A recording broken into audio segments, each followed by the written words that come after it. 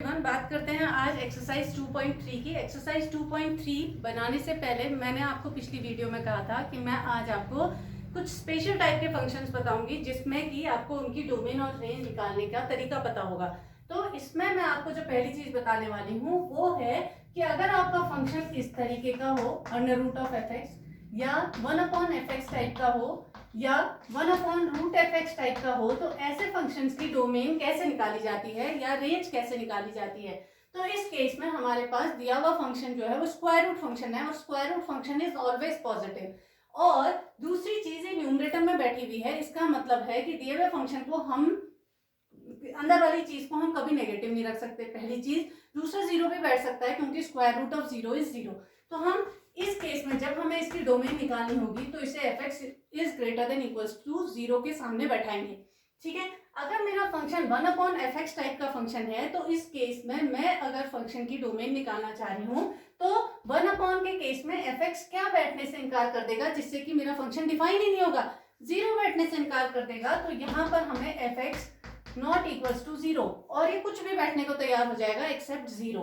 फिर आता है हमारे पास 1/√f(x). अब स्क्वायर रूट फंक्शन भी है प्लस ये डिनोमिनेटर में भी बैठा हुआ है, तो इस केस में हमारे पास क्या हो जाएगा, F x should be greater than zero, क्योंकि ये तो क्या नहीं बैठना चाहेगा, एक तो जीरो नहीं बैठना चाहेगा, दूसरा पॉजिटिव होना चाहेगा क्योंकि ये स्क्वायर रूट फंक्शन भी है। तो इन केसेस में हमारी डोमेन कोडोमेन वगैरह हम इस तरीके से निकालते हैं। अब मैं बात करती हूँ क्वेश्चन नंबर 1 के फर्स्ट पार्ट की। तो पहले मैं क्वेश्चन पढ़ लेती हूँ। क्वेश्चन कह रहा है Which of the following relations are functions? Give reasons. If it is a function, determine its domain and range. कौन से फंक्शन रिलेशंस जो है वो फंक्शंस हैं ये हमने पता लगाना है, और हैं तो उसके लिए रीजन देना है। If it is a function determine its domain and range, और अगर फंक्शन है तो उसकी डोमेन और रेंज को हमने पता लगाना है। तो पहला सेट हमें दिया है विद एलिमेंट्स 2 1 5 1 8 1 11 1 14 1 और 17 1। ठीक है, ये हमें एलिमेंट्स दिए हैं जी इसके अंदर के। अब ये बोल रहा है कि क्या ये दिया हुआ फंक्शन हमारा जो है वो फंक्शन है या नहीं, ये जो सेट दिया है ये फंक्शन का है या नहीं है।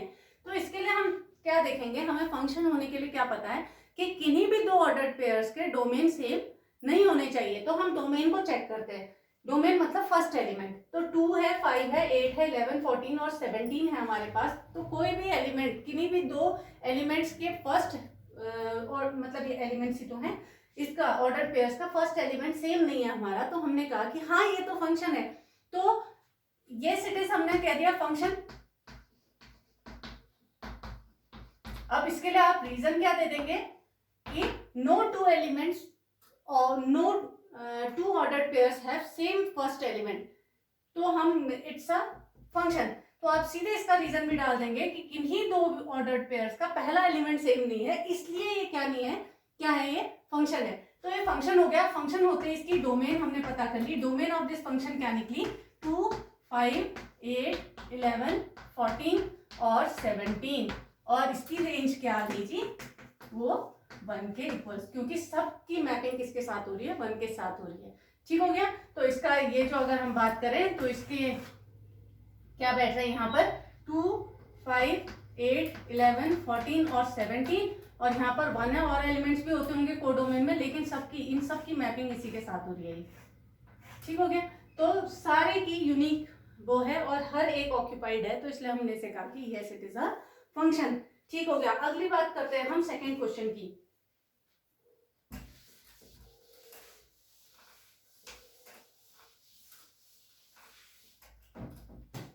अगर हम सेकेंड क्वेश्चन की बात करते हैं तो find the domain and range of the following. हमने डोमेन और रेंज को पता लगाना है।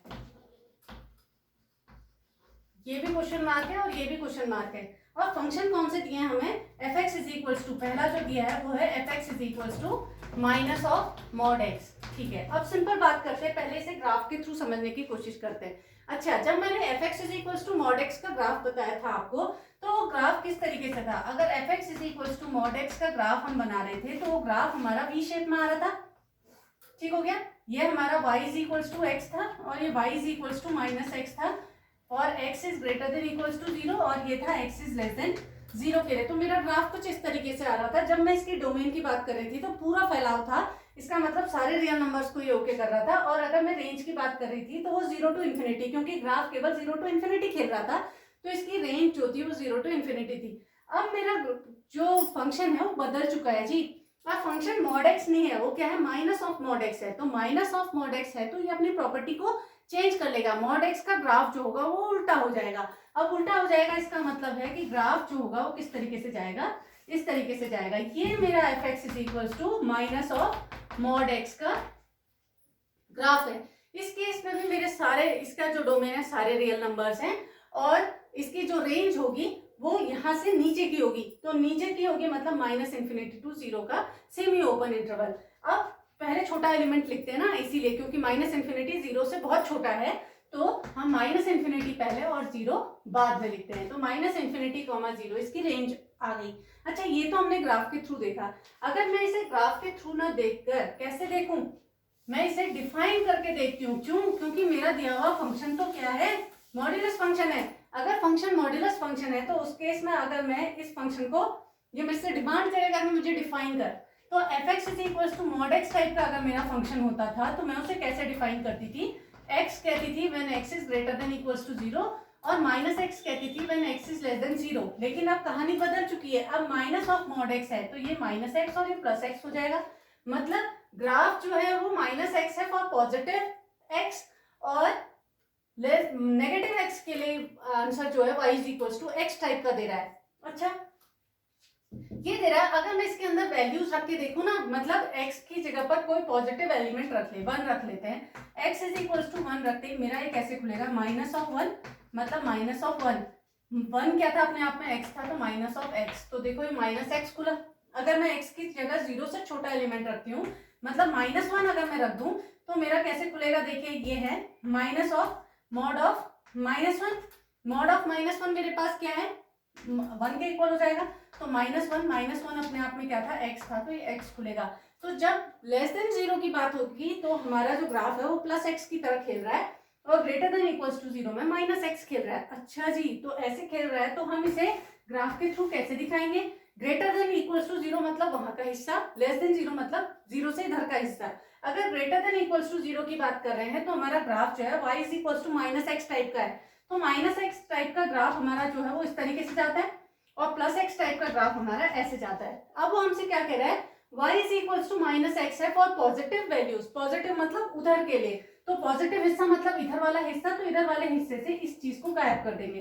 तो हमारा बचा ये ग्राफ है जी, किसके लिए, x is greater than equals to 0 के लिए, और x इज लेस देन 0 के लिए y is equals to x है। मतलब लेस देन 0 मतलब इधर वाले हिस्से में जो ग्राफ आएगा वो ही मान्य होगा, तो इस वाले को हम हटा देंगे। ये हमारा ग्राफ बन गया जी इसका, ठीक हो गया। तो जब मैंने आपको पहले भी दिखा दिया था कि ग्राफ आपको उल्टा हो जाना है minus of modulus of x में। तो अब इस केस में हमारे पास आंसर क्या आ गया, देखिए हमारा जो ग्राफ आ गया वो इस तरीके से ग्राफ आ गया। अब इस केस में हमारे पास x is greater than equals to 0 और x इज लेस देन 0 जो है, ये x जो है वही तो डोमेन है। अब डोमेन मतलब x 0 और 0 से ऊपर के लिए भी खेल रहा है और लेस देन 0 के लिए भी खेल रहा है। खेल रहा है मतलब आंसर कर रहा है। x is greater than equals to 0 रखते ही माइनस एक्स वैल्यूज मिल रही है, और x इज लेस देन 0 रखने पर ही हमें x वैल्यूज मिल रही हैं। तो इसका मतलब हो गया कि हमारा जो ग्राफ है उसकी डोमेन जो हो गई वो सारे रियल नंबर्स हो गए।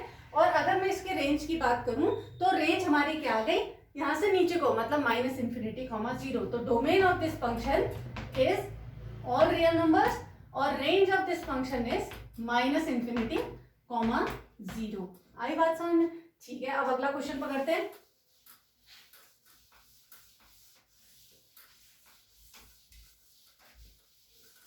अगला क्वेश्चन है जी आपका F X is equal to under root of 9 minus x square. देखिए आपका फंक्शन कैसा है, स्क्वायर रूट फंक्शन टाइप का है, तो इसके लिए हमारे पास स्ट्रिक्टली ये कंडीशन है। तो हम 9 माइनस एक्स स्क्वायर को सीधे ही किसके सामने बैठा देंगे, इक्वल्स टू 0 के सामने, ग्रेटर देन इक्वल्स टू 0 के सामने। अब इसको मैं क्या करती हूँ, जहां पर भी इनइक्वालिटीज आ जाती हैं, आगे हम पढ़ेंगे लीनियर इनइक्वेशन में, लेकिन थोड़ा सा यहाँ पर मैं आपको समझा देती हूँ इसे, कि जब हमारे पास इस तरीके की इक्वेशंस आती हैं और इनइक्वालिटीज के फॉर्म में आ जाती हैं, तो इनइक्वेशंस कहेंगे ना इन्हें। तो जहां हमारी ऐसी इनइक्वेशंस आती हैं वहां हमें नंबर लाइन में बैठा के इनके इंटरवल्स को निकालना पड़ता है। अब वो इंटरवल्स कैसे निकालते हैं ये मैं आपको बताती हूँ। पहला काम, दिए हुए पॉलिनोमियल के और पॉसिबल फैक्टर्स कर दीजिए। तो इसके फैक्टर्स क्या हो जाएंगे, पहले तो मैं इसका साइन चेंज कर दूं, ये हो जाएगा X square minus 9 is less than equals to 0। मैंने पूरी इक्वेशन को माइनस से मल्टीप्लाई किया। माइनस से मल्टीप्लाई करने पर जब मैं माइनस से मल्टीप्लाई करती हूँ तो साइन ऑफ इनइक्वालिटी चेंज हो जाता है। ध्यान दीजिए, जब रेसिप्रोकल किया जाता है तो साइन ऑफ इनइक्वालिटी चेंज होता है, और जब साइन चेंज किया जाता है तब हमारे पास साइन ऑफ इनइक्वालिटी चेंज होता है। जैसे अगर x is greater than equals to Y दिया है, अगर माइनस एक्स की बात करेंगे तो ये less than equals to minus Y हो जाएगा। एक चीज, साइन चेंज करने पर साइन ऑफ इनइक्वालिटी चेंज हुआ, पहली चीज। दूसरी, अगर x is greater than equals to y है तो 1/x करते ही ये साइन ऑफ इनइक्वालिटी चेंज हो जाएगा। 1/x is less than equals to 1/y। तो अब यहाँ पर हमने माइनस साइन चेंज किया था ना, इसका साइन चेंज करते ही साइन ऑफ इनइक्वालिटी चेंज हो गया। अब इसके और पॉसिबल फैक्टर्स करिए। इसके फैक्टर्स क्या हो गए, x minus 3 into x plus 3, ठीक हो गया। अगर मैं इसके जीरोस निकालूं तो क्या मिलेंगे, 3 और -3, जिनको यहाँ की भाषा में क्रिटिकल पॉइंट्स कहते हैं, ठीक है। तो हमें दो क्रिटिकल पॉइंट्स मिले, 3 और -3, इनको हमने नंबर लाइन में सजा देना पड़ता है, ठीक है। ये हमारा 0 है ना, तो 0 के इधर पे हमने ले लिया 3 और इधर पे ले लिया हमने -3। ये हमारे हमने नंबर लाइन में बैठा दिए हैं 3 और -3। अब मुझसे बात कर रहा है वो लेस देन इक्वल्स टू 0 की। लेस देन इक्वल्स टू 0 का मतलब क्या है ये भी बताती हूँ आपको। इसमें इस वाले केस में क्या करते हैं हम, सबसे हम देख रहे हैं कि हमारी नंबर लाइन को इसने 3 हिस्सों में डिवाइड कर दिया। देखिए, एक ये हिस्सा, एक ये बीच का और एक ये पीछे का, हो गया 3 पार्ट्स में डिवाइड हो गई हमारी नंबर लाइन, ठीक है। अब इसमें सबसे पहले यहाँ पर प्लस का साइन लगा देते हैं, ठीक है। अब प्लस का साइन लगाने के बाद हम 3 को देखते हैं कि ये किसने दिया। 3 किसने दिया था जी, x माइनस 3 वाले फैक्टर ने दिया था। अब इसकी पावर को नोटिस करते हैं, इसकी पावर ऑड है या इवन है, इसकी पावर है ऑड। अगर इसकी पावर ऑड होगी तो साइन जो होता है वो चेंज हो जाता है, प्लस का क्या हो जाएगा, माइनस हो जाएगा। फिर गए हम -3 के पास। -3 से हमने पूछा तुम्हें किसने दिया, तो उसने कहा मुझे x प्लस 3 ने दिया। x प्लस 3 की पावर को भी नोटिस किया, क्या थी जी, ऑड पावर 1 है ना, तो ये भी साइन को क्या कर देगी, चेंज कर देगी, ठीक है। अब चेंज कर देना मतलब लेस देन इक्वल्स टू 0 में मुझे पता लगाना है कि x जो है वो किसके बीच का एलिमेंट होगा। तो इसके लिए लेस देन इक्वल्स टू 0 का साइन कहेगा कि मुझे माइनस वाला दो, जितना भी माइनस वाला हिस्सा होगा वो इसकी डोमेन में आ जाएगा, ठीक है। तो वो इसकी डोमेन में हमारे पास क्या चीज आ गई, ये, ठीक हो गया। अब इसे मैं क्या लिखूंगी, x इज इन बिटवीन, किसके बीच में है ये, इनइक्वालिटी में। ये देखिए इक्वल्स टू का साइन भी है तो दोनों तरफ इक्वल्स टू का साइन रखा, और ये -3 और 3। अगर आपको अभी यहाँ पर ये चीज समझ में नहीं आ रही है तो जब हम लीनियर इनइक्वेशंस करेंगे तो वहां हम तमाम रूल्स पढ़ेंगे इसके, वहां पर हमें ये चीजें बहुत अच्छे से समझ में आने लग जाती है। तो हमारा x जो निकला है वो -3 और 3 का कौन सा है, क्लोज इंटरवल हमें दिख रहा है ये। तो अगर मैं इसे इस तरीके से लिखूं तो ये, या x बिलोंग्स टू हमने कहा -3, 3, ये हमारा जी इसकी डोमेन आ गई। इस फंक्शन की डोमेन जो आ गई वो x बिलोंग्स टू -3, 3। अच्छा, डोमेन तो आ गई। अब इसकी हमने क्या निकालनी है, रेंज निकालनी है। रेंज निकालने के लिए दिए हुए फंक्शन को y के इक्वेट कर देते हैं और पूरे x को y के टर्म्स में निकाल लेते हैं। देखिए बहुत ही डिफरेंट चीजें आ रही हैं और आपके में केवल 2 क्वेश्चंस दिए हैं इसके, और इसी में सारी चीजें छिपी हुई हैं। तो आप एडिशनल क्वेश्चंस ट्राई करिए कुछ दूसरी बुक्स से, ठीक है। तो हमने fx को y सपोज कर लेना पड़ता है equals to √9 minus x square. अब दोनों तरफ स्क्वायर करेंगे ताकि स्क्वायर रूट हट जाए, तो हमें क्या मिलेगा, y square is equals to 9 minus x square. X square को इधर लाए तो हमें क्या मिला, 9 माइनस वाई स्क्वायर। तो x इज इक्वल्स टू हमारे पास फिर से क्या आ गया, √9 माइनस वाई स्क्वायर। लो जी हमारे पास फिर से वही चीज आ गई, x is equals to √9 minus Y square. और अब ये हमसे फिर से वही कहेगा कि y को पता लगाना है, आपने y की वैल्यू पता लगानी है। तो y की वैल्यू भी आपकी किसके इक्वल आ रही है, -3 और 3 के बीच का एलिमेंट आ जाएगा। देखते हैं इसका आंसर क्या है।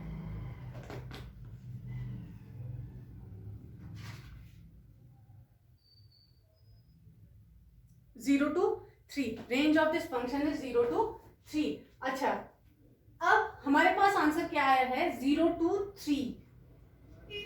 हम कह रहे हैं कि हमारा आंसर जो आएगा वो आएगा माइनस ऑफ उत्ते के ना, तो X square is equal to हमारे पास 9 माइनस वाई स्क्वायर। अब आपको क्या रखना है? X square is a positive quantity और यहाँ पर भी पॉजिटिव ही क्वांटिटी आनी चाहिए हमारी।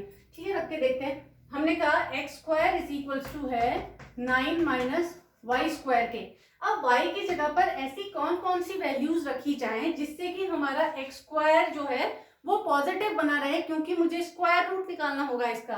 तो एक्स स्क्वायर जो होगा, जब मैं इसे निकालूंगी तो y की जगह पर मैं 0 रखूंगी, तो हमारे पास कितना आ जाएगा? ये 0 आ जाएगा। 9 माइनस 0 इज 0। और अगर मैं 3 रखूंगी तो भी आंसर 3 करेगा, और मतलब 0 करेगा। और क्या हो सकता है इसमें हमारे?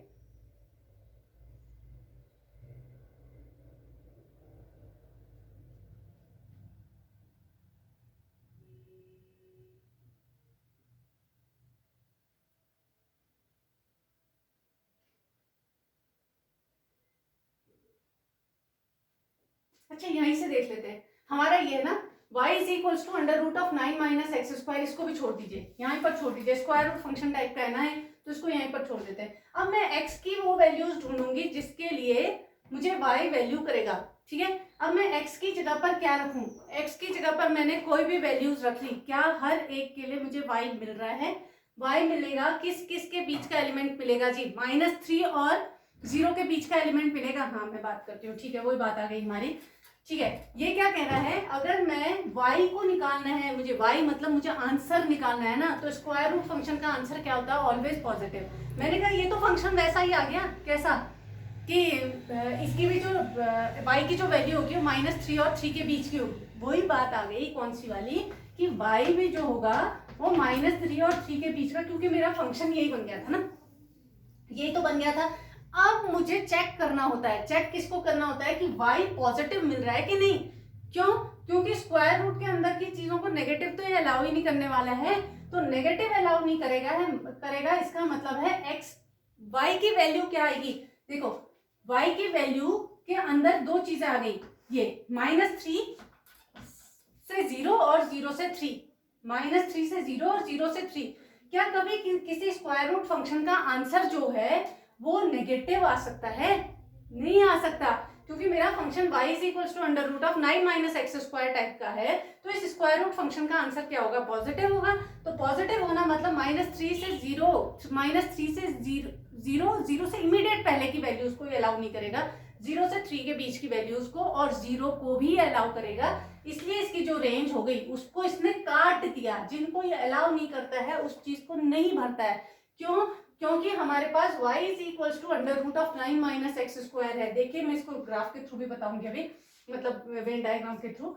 यहाँ पर हमें क्या मिला? y belongs to 0,3। ये हमें वैल्यू मिली है जी। Range of this function is 0,3 का क्लोज इंटरवल।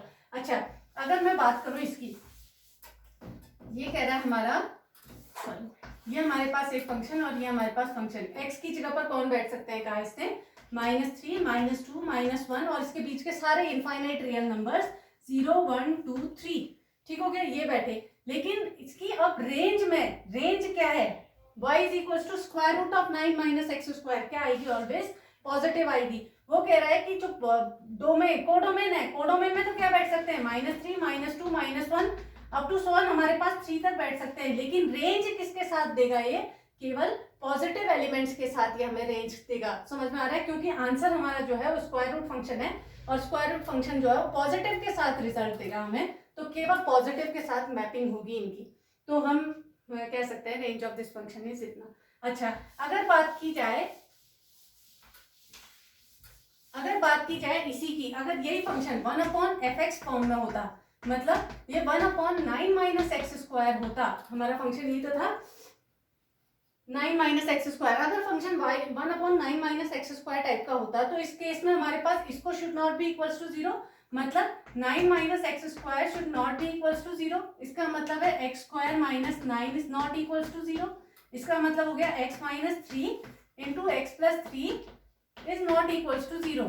क्या x is not equals to 3 और x is not equals to -3, लेकिन बाकी सारे वैल्यूज को ये अलाउ करेगा, बाकी सारे वैल्यूज को ये अलाउ करेगा। x square -9 is not equals to 0 और x -3 x + 3, मतलब 3 और -3 को अलाउ नहीं कर रहा है ये, क्योंकि 3 और -3 रखते ही क्या हो जा रही है, 0 हो जा रहा है और नॉट डिफाइन हो जाएगा। और बाकी सारी वैल्यूज को, मतलब अगर हम इसे नंबर लाइन में दिखाएंगे तो ये -3, ये 3 हो गया, तो यहाँ पर हमें ओपन दिखाना पड़ेगा और बाकी की सारी वैल्यूज के लिए हमें आंसर करेगा, -3 और 3 के बीच के लिए आंसर करेगा। तो डोमेन ऑफ दिस फंक्शन, अगर इसका इनका फंक्शन होता हमारा तो वो आता -3 और 3 का ओपन इंटरवल। ठीक हो गया। और अगर मैं इसे क्या करती, इसकी रेंज अगर मुझे निकालनी होती तो मेरा जो फंक्शन है उसको मैं y सपोज करती, तो y is equals to 1/9 - x², इसको इधर मल्टीप्लाई इधर वो, तो 9 - x² is equals to 1/y, या हम क्या कह सकते हैं, x² is equals to 9 - 1/y, या x is equals to √9 - 1/y के। तो x² is equals to 9 - 1/y से फिर वही खेलता है, 9 - 1/y को ग्रेटर देन इक्वल्स टू 0 रख के फिर हम y की वैल्यूज निकालते, फिर चेक करते कि ये किस वैल्यूज के लिए, क्योंकि स्क्वायर रूट फंक्शन है ये पॉजिटिव कोई वैल्यू देगा, तो तब हमारे आंसर उस हिसाब से रेंज के निकलते हैं। ठीक है, तो इस तरीके से करना है जी हमें ये सवाल, और इन क्वेश्चंस को बहुत ज़्यादा इनमें दिमाग लगाने की ज़रूरत होती है। ठीक है, अगला क्वेश्चन है, थर्ड क्वेश्चन है, function is defined by f(x) equals to इतना, right down the values of f0। f0 का मतलब है x की जगह पर 0 का बैठना, तो x की जगह पर 0 बैठा दीजिए, पहला तो ओरली हो गया -5 के इक्वल, ऐसे ही f7 और f-3 निकाल देंगे आप। The function t which maps temperature in degree Celsius into temperature in degree Fahrenheit is defined by Tc is equals to 9c/5 + 32। आपको T0 पूछ रहा है, T28 पूछ रहा है, T-10 पूछ रहा है, value of c when nc is equals to, ये आप सब निकाल लेंगे। Find the range of each of the following function, कैसा फंक्शन है जी आपका, फिफ्थ क्वेश्चन देख लेते हैं। अब इसमें केवल रेंज ही रेंज पूछी हुई है, उसमें बहुत ध्यान देना है, सारी कंडीशंस को लेकर चलना पड़ता है हमने।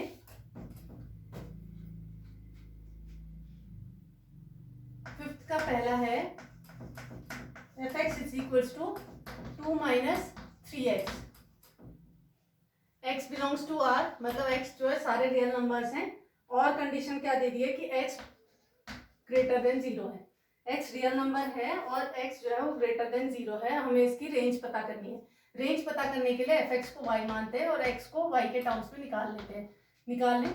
3x is equals to 2 - y, x is equals to आ गया 2 - y/3। ठीक है, मेरी वैल्यू आ गई x is equals to 2 - y/3। अब ये कह रहा है कि x को क्या, x क्या है हमारे पास, केवल पॉजिटिव नंबर्स हैं, x r के एलिमेंट हैं, लेकिन x जो है वो 0 से बड़े हैं, 0 से बड़े हैं मतलब 0.1 0.2 अप टू सो ऑन, हमारे पास इन्फिनिटी जा रही है चीज। ठीक है, अब हम जब y को क्या रखेंगे, y को हमने क्या रखना पड़ेगा कि हमारे आंसर जो हैं वो ये आ जाए, तो y की जगह पर मैं कोई भी रियल नंबर रखूंगी, y की जगह मैं कोई भी रियल नंबर रखूंगी तो क्या मुझे x आंसर नहीं मिलेगा। ठीक है, मैं y की जगह पर रख के देखती हूँ 0.1 रख देती हूँ, तो x इज इक्वल्स टू क्या आया, 2 - 0.1/3, मतलब कुछ आएगा ये 1.9 टाइप का /3, और इसे आप सॉल्व करोगे तो वो x का एलिमेंट होगा, ट्रू हो गई जी बात। अच्छा, अगर मैं इसकी जगह पर क्या रख दूं, माइनस एलिमेंट रखती हूँ तो भी मुझे ये आंसर करेगा, अगर मैं कोई नेगेटिव एलिमेंट रखती हूँ y की जगह पर तब भी तो मुझे x पॉजिटिव ही मिलने वाला है, मिलेगा ना, तो हमें आंसर जो मिल रहे हैं वो पॉजिटिव मिल रहे हैं। अच्छा, अगर मैं बात करूंगी किसकी, अगर मैं कोई यहाँ पर बड़ा एलिमेंट डाल देती हूँ, 2 से बड़ा एलिमेंट डाल देती हूँ, देखिए जब मैं यहाँ पर कोई एलिमेंट 2 से बड़ा डाल देती हूँ तो मेरा आंसर जो होता है वो चेंज हो जाता है। तो इस वाले केस में हम क्या करेंगे, 2 -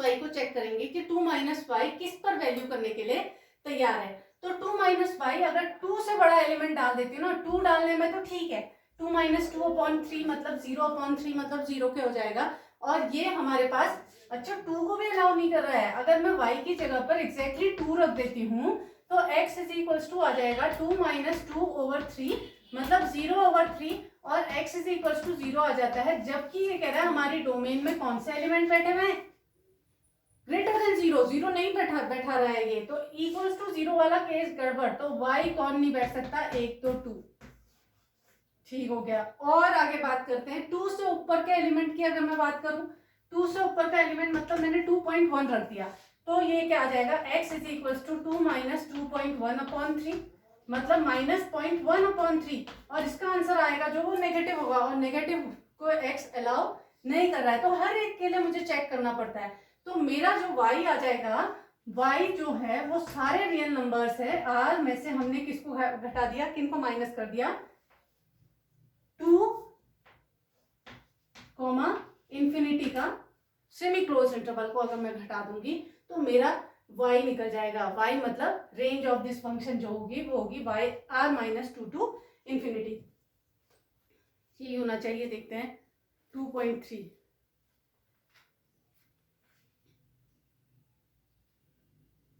-∞, 2, ठीक है, ओपन इंटरवल वही, इसका मतलब वही हुआ -∞, 2 को अलाउ कर रहा है, ये सारे रियल नंबर्स में से 2 को अलाउ नहीं कर रहा, इंफिनिटी को अलाउ नहीं कर रहा, मतलब सारे रियल नंबर्स में से हम 2 टू इंफिनिटी को गायब कर दे रहे हैं, तो यहाँ बचा कौन, -∞, 2 का ओपन इंटरवल, ये आप कर लेंगे, ठीक है। बात करते हैं f(x = x² + 2t),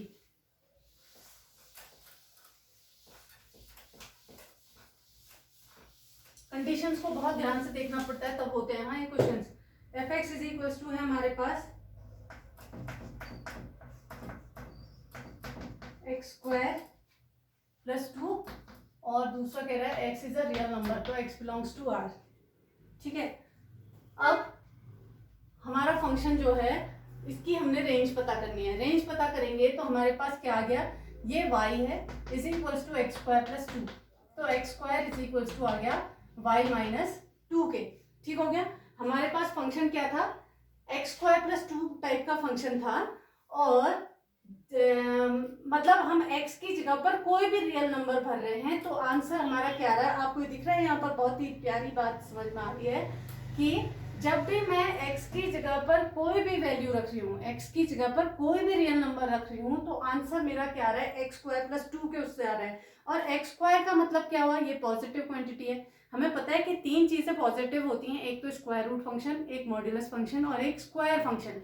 तो स्क्वायर फंक्शन है तो ये x की जगह पर अगर मैं कोई भी रियल नंबर रख दूं, कोई भी, तो मुझे क्या मिलेगा, पॉजिटिव आंसर मिलेगा, एक्सेप्ट 0, 0 का स्क्वायर 0 हो गया, तो हमारा -1 का स्क्वायर करूंगी 1 मिलेगा, 1 + 2 3, तो f(x = 3 मिलेगा। तो मैपिंग किसके साथ हो रही है, केवल पॉजिटिव एलिमेंट्स के साथ हो रही है। अच्छा, अब पॉजिटिव एलिमेंट्स के साथ हो रही है तो उसमें भी ये हमें क्या कह देगा, किन को अलाउ नहीं करेगा, ये छोटे किन नंबर्स को अलाउ नहीं करने वाला है, जिससे कि मेरा रिजल्ट जो आ जाए वो नेगेटिव आ जाए। अब नेगेटिव आ जाए मतलब 2 क्या रख दूं मैं इसकी जगह पर, सबसे छोटा, मतलब मैं अगर 0 भी रख रही हूँ ना इसके अंदर, तो भी मुझे वैल्यू क्या दे रहा है, ये 2 दे रहा है, तो 2 से ऊपर की वैल्यूज मिलने वाली है मुझे, 2 से ऊपर की वैल्यूज आप समझ रहे हैं ना मेरी बात, मैं कह रही हूँ अगर मैं f0 रखती हूँ तो मुझे क्या मिलेगा, 0² + 2 मतलब 2, ठीक हो गया। और इससे छोटा अगर मैं रखना शुरू करती हूँ f-1, तो -1 का square + 2 is equals to 1 + 2 means 3 मिलेगा, इससे तो बड़ा ही मिलेगा। सबसे छोटा मुझे किस पर मिलने वाला है, 0 पर मिलने वाला है, ठीक है, आई ना आपको बात समझ में। तो x की जगह पर आप कोई भी रियल नंबर रखते रहे तो सबसे छोटी वैल्यू जो मिलने वाली है वो 2 मिलने वाली है, और उसके बाद आपको ऊपर की वैल्यूज मिलेंगी, तो हम कहेंगे इसकी रेंज ऑफ दिस फंक्शन जो आएगी वो 2 तो मिल ही रही है अप टू इंफिनिटी, तो हमारी जो रेंज ऑफ दिस फंक्शन आई वो 2 टू इंफिनिटी। आई बात समझ में, ठीक है। ये अगला थर्ड क्वेश्चन आप खुद से ट्राई करेंगे, और उसके बाद तो इजी है, y = x टाइप का है, x रियल नंबर है, तो हमारे पास फंक्शन की अगर इसकी डोमेन भी हमारे रियल नंबर होती है और रेंज भी हमारी रियल नंबर होती है, ठीक हो गई। ये तो सीधे सीधे आगे बात, कल करेंगे कुछ मिसलिनियस एग्जांपल्स को, और फिर सीखेंगे डोमेन और रेंज निकालने, कुछ क्वेश्चंस मैं भी लाऊंगी।